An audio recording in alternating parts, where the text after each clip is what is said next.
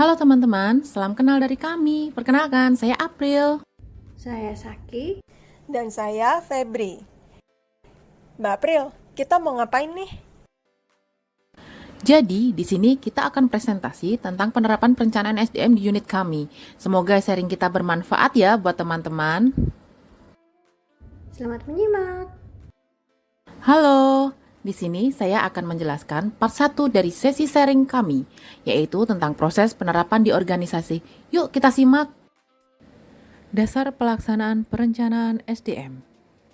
Dengan diterbitkannya Undang-Undang Nomor 5 Tahun 2014 tentang Aparatur Sipil Negara, dan dengan memperhatikan Keputusan Kepala Badan Kepegawaian Negara Nomor 19 Tahun 2011 tentang Pedoman Umum Penyusunan Kebutuhan Pegawai Negeri Sipil, maka ditetapkan peraturan internal organisasi yang mengatur tentang pedoman perencanaan SDM di lingkungan kementerian. Dalam pedoman tersebut telah diatur ketentuan sebagai berikut. 1. Pedoman tersebut disusun untuk menjadi acuan bagi seluruh unit eselon 1 di lingkungan instansi dalam merencanakan pemenuhan kebutuhan sumber daya manusia. 2. Perencanaan SDM dikoordinasikan oleh Sekretariat Jenderal. 3. Perencanaan SDM diselenggarakan melalui proyeksi kondisi di masa depan, penetapan tujuan, penyusunan program pemenuhan kebutuhan SDM, implementasi program, dan evaluasi dengan memperhatikan akurasi baik dari segi jumlah, komposisi, kualifikasi, lokasi, dan biaya. 4. Setiap pimpinan unit eselon 1 di lingkungan instansi menyusun dan menyampaikan perencanaan SDM masing-masing unit eselon 1 kepada Sekretariat Jenderal. 5. Penyelenggaraan perencanaan SDM menghasilkan dokumen rencana SDM yang meliputi 1. Dokumen rencana SDM jangka pendek atau usul tambahan formasi. Dokumen rencana SDM jangka pendek memuat rincian kebutuhan pegawai selama 1 tahun yang disusun dengan mengacu pada ketentuan yang ditetapkan oleh Menteri yang menyelenggarakan urusan di bidang pendayagunaan aparatur negara dan reformasi birokrasi, dan disusun setiap tahun dan disampaikan kepada Sekretaris Jenderal paling lama tanggal 31 Januari tahun sebelumnya. 2. Dokumen rencana SDM jangka menengah atau roadmap rencana pemenuhan kebutuhan SDM. Dokumen rencana SDM jangka menengah memuat latar belakang kebutuhan SDM, kualifikasi SDM yang dibutuhkan, dan rencana pemenuhan kebutuhan SDM yang akan dilakukan, serta disusun setiap 5 tahun dan disampaikan kepada Sekretaris Jenderal paling lama tanggal 31 Januari tahun pertama periode rencana strategis kementerian. 3. Dokumen rencana SDM jangka panjang. Dokumen rencana SDM jangka panjang memuat rencana pemenuhan kebutuhan SDM untuk jangka waktu 15 tahun. Dokumen ini disusun dalam hal terdapat perubahan struktur organisasi dan atau proses bisnis yang berdampak signifikan terhadap formasi pegawai yang dibutuhkan dan disampaikan kepada Sekretaris Jenderal. Ketentuan selanjutnya, dalam hal perencanaan SDM, Sekretaris Jenderal diberikan kewenangan untuk melakukan penyesuaian terhadap rencana pemenuhan kebutuhan SDM yang diajukan oleh unit eselon 1 berdasarkan strategi organisasi dan anggaran, serta menyusun alokasi formasi berdasarkan prioritas pencapaian sasaran strategis organisasi. Faktor-faktor yang harus dipertimbangkan dalam menentukan prioritas perencanaan SDM antara lain sebagai berikut. 1. Kebijakan nasional terkait pengadaan ASN. 2. Sasaran kinerja dan prioritas program unggulan yang harus dilaksanakan dalam waktu dekat. 3. Restrukturisasi organisasi. 4. Kompetensi inti yang dibutuhkan organisasi. 5.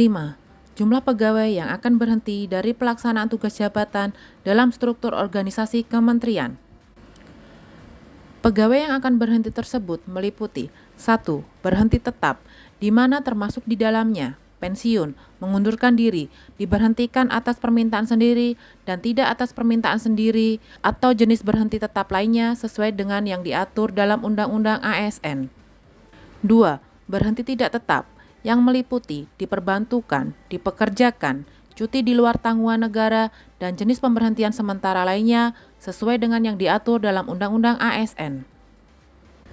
Faktor selanjutnya adalah pertimbangan komposisi SDM berdasarkan golongan.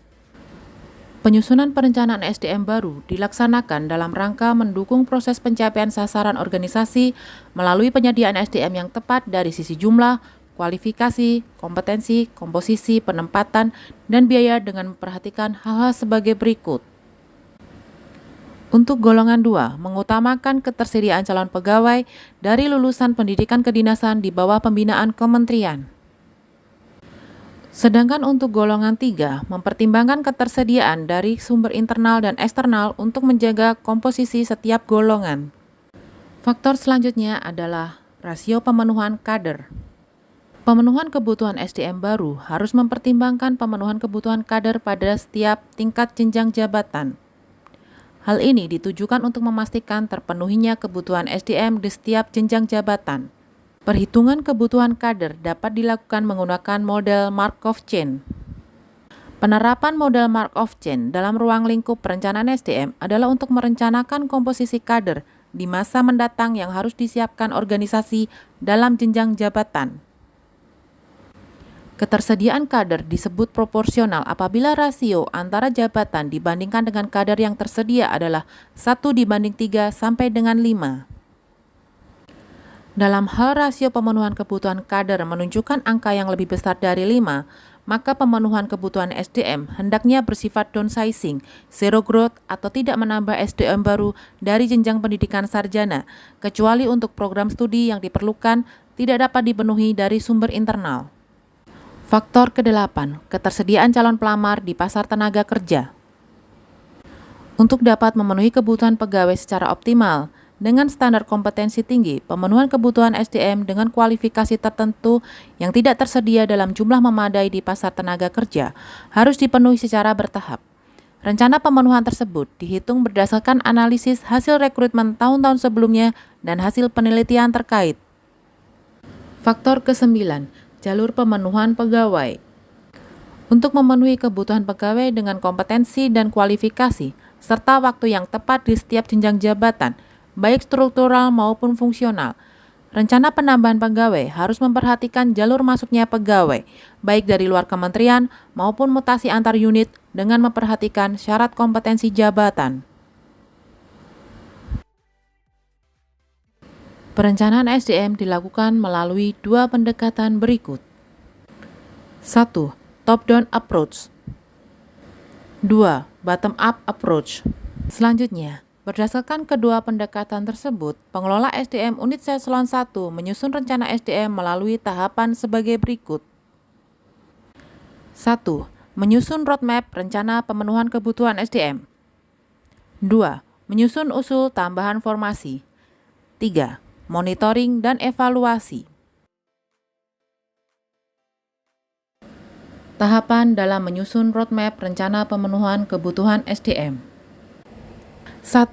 Mengidentifikasi perubahan lingkungan strategis yang berpengaruh pada organisasi, arah desain organisasi di masa depan, dan profil SDM yang dibutuhkan berdasarkan sasaran strategis organisasi. 2. Mengidentifikasi kondisi SDM yang tersedia di unit kerja dari segi sebaran atau penempatan dan komposisi SDM. Identifikasi dilakukan atas berdasarkan jabatan, golongan, pendidikan, usia, kompetensi, dan faktor lain yang dianggap perlu sesuai kebutuhan masing-masing unit Eselon 1, termasuk memperhitungkan data SDM, tugas belajar, dan SDM dipekerjakan di kementerian atau lembaga lain. Langkah selanjutnya adalah menghitung kebutuhan SDM berdasarkan visi, misi, dan rencana strategis, serta memperhatikan faktor-faktor prioritas pemenuhan kebutuhan SDM. Selanjutnya adalah menghitung selisih antara SDM yang tersedia dengan yang dibutuhkan dari segi jumlah, komposisi, kualifikasi, penempatan, dan kompetensi. Langkah selanjutnya adalah menganalisis alternatif kebijakan yang dapat ditempuh untuk memperkecil selisih antara SDM yang dibutuhkan dan yang tersedia tanpa harus menambah SDM yang tersedia. Selanjutnya adalah menghitung kebutuhan SDM baru untuk periode jangka menengah. Dasar penentuan kebutuhan SDM pada jenjang pelaksana antara lain, namun tidak terbatas pada analisa jabatan, analisis beban kerja, dan peta jabatan struktur organisasi. Langkah selanjutnya adalah menyusun roadmap rencana pemenuhan kebutuhan SDM berdasarkan hasil perhitungan kebutuhan SDM jangka menengah dan alternatif kebijakan yang akan ditempuh untuk memenuhi kebutuhan SDM. Langkah selanjutnya adalah pengelola SDM pusat di kementerian melakukan kompilasi, pendalaman analisis, dan kalibrasi. Dalam rangka penyusunan konsep roadmap rencana pemenuhan kebutuhan SDM kementerian yang kemudian untuk disampaikan dan dimintakan arahan kepada Sekretaris Jenderal, pengelola SDM pusat di lingkungan kementerian melakukan kompilasi, pendalaman analisis, dan kalibrasi atas roadmap rencana pemenuhan kebutuhan SDM unit eselon 1. Selanjutnya, konsep roadmap rencana pemenuhan kebutuhan SDM kementerian yang telah disesuaikan dengan arahan Sekretaris Jenderal diajukan kepada Menteri untuk ditetapkan. Roadmap rencana pemenuhan kebutuhan SDM kementerian yang telah ditetapkan kemudian didokumentasikan oleh Biro SDM dan selanjutnya digunakan sebagai acuan pemenuhan kebutuhan SDM untuk jangka waktu 5 tahun. Langkah terakhir adalah salinan roadmap rencana pemenuhan kebutuhan SDM kementerian disampaikan kepada Biro Perencanaan atau Keuangan guna penyelarasan dengan pelaksanaan rencana strategis serta proses penganggaran. Tahapan menyusun usul tambahan formasi. Langkah pertama adalah menghitung kebutuhan SDM baru untuk periode jangka pendek. Kebutuhan SDM jangka menengah diturunkan dalam kebutuhan SDM jangka pendek berdasarkan prioritas pemenuhan kebutuhan SDM dan efek jangka panjang. Selanjutnya adalah menyusun usul tambahan formasi berdasarkan kebutuhan SDM jangka pendek. Usul tambahan formasi memuat jumlah kebutuhan SDM dan kualifikasi pendidikannya untuk tahun yang akan datang dan disampaikan oleh pimpinan unit eselon 1 kepada Sekretaris Jenderal. Langkah selanjutnya adalah pengelola SDM pusat melakukan kompilasi, analisis, dan kalibrasi atas usul tambahan formasi yang disampaikan. Berdasarkan usul tambahan formasi yang telah disampaikan oleh masing-masing unit eselon 1, pengelola SDM pusat melakukan kompilasi, analisis, dan kalibrasi berdasarkan faktor internal dan eksternal yang mempengaruhi jumlah penerimaan pegawai baru pada tahun yang bersangkutan, serta menyusun konsep usul tambahan formasi CPNS pusat kementerian. Selanjutnya, konsep usul tambahan formasi CPNS pusat kementerian yang telah disesuaikan dengan arahan Sekretaris Jenderal diajukan kepada Menteri selaku pejabat pembina kepegawaian pusat untuk ditetapkan. Setelah ditetapkan, usulan tambahan formasi disampaikan kepada Menteri yang menyelenggarakan urusan di bidang Pan-RB untuk ditetapkan. Setelah ditetapkan oleh Menteri Pan-RB, selanjutnya dokumen tersebut digunakan sebagai dasar penerimaan dan penempatan pegawai baru pada unit eselon 1. Tahapan terakhir adalah tahapan monitoring dan evaluasi. Roadmap rencana pemenuhan kebutuhan SDM unit eselon 1 harus dimonitoring dan dievaluasi pelaksanaannya setiap 1 tahun sekali. Hasil monitoring dan evaluasi yang dilakukan oleh setiap unit eselon 1 harus disampaikan kepada Sekretariat Jenderal. Hasil monitoring dan evaluasi disampaikan bersamaan dan menjadi bagian yang tidak terpisahkan dari dokumen rencana SDM jangka pendek periode berikutnya. Format laporan monitoring dan evaluasi sekurang-kurangnya memuat uraian, dampak, rencana tindak lanjut, dan target pelaksanaan tindak lanjut.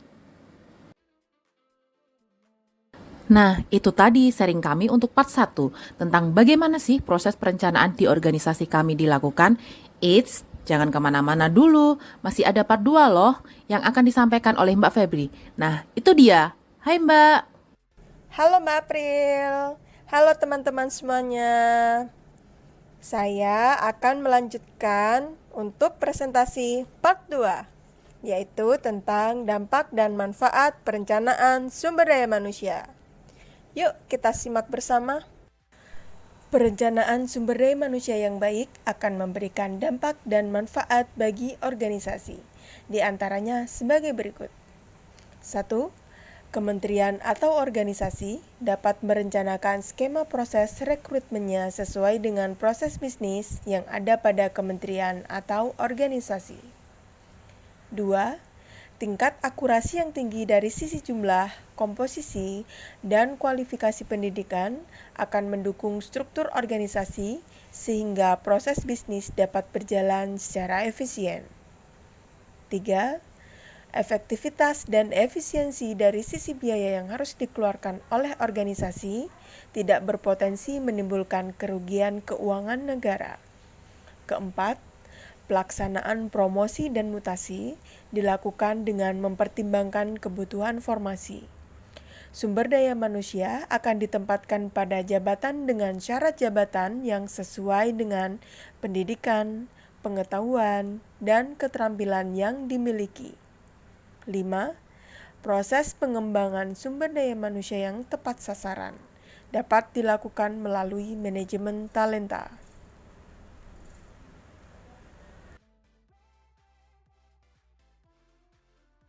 Nah, itu dia dampak dan manfaat dari perencanaan sumber daya manusia. Part 3 dan terakhir, yaitu tentang hambatan dan pencapaian dari perencanaan sumber daya manusia, yang akan disampaikan oleh Mbak Saki. Terima kasih Mbak Febri. Selanjutnya, saya akan menjelaskan tentang hambatan dan pencapaian perencanaan SDM di organisasi kami. Hambatan yang ditemui. ABK tidak sesuai dengan kenyataan di organisasi. Jumlah yang sudah diperhitungkan terkadang tidak sesuai dengan kebutuhan yang ada di lapangan. Kontrol terhadap SDM dan evaluasi kinerja. Data pegawai yang tidak diperbaharui secara berkala menyulitkan dalam mengolah informasi dan evaluasi. SDM yang kurang berkompetensi. Pegawai kurang berinisiatif untuk upgrading kompetensi dalam menghadapi perubahan era. Pemanfaatan SDM yang belum maksimal. Masih banyaknya pegawai yang bekerja secara tidak efektif pada jam kerja. Pencapaian dapat mengidentifikasi permasalahan lebih awal, kinerja pegawai lebih terarah, visi dan misi dicapai secara lebih baik, lebih terarah dan tepat sasaran dalam proses rekrutmen dan penempatan SDM. Selesai juga penjelasan tentang hambatan dan pencapaian. Nah, teman-teman, itu yang bisa kami share tentang perencanaan SDM di organisasi kami. Semoga menambah wawasan kita semua ya. Sampai jumpa. Bye-bye. Sampai jumpa.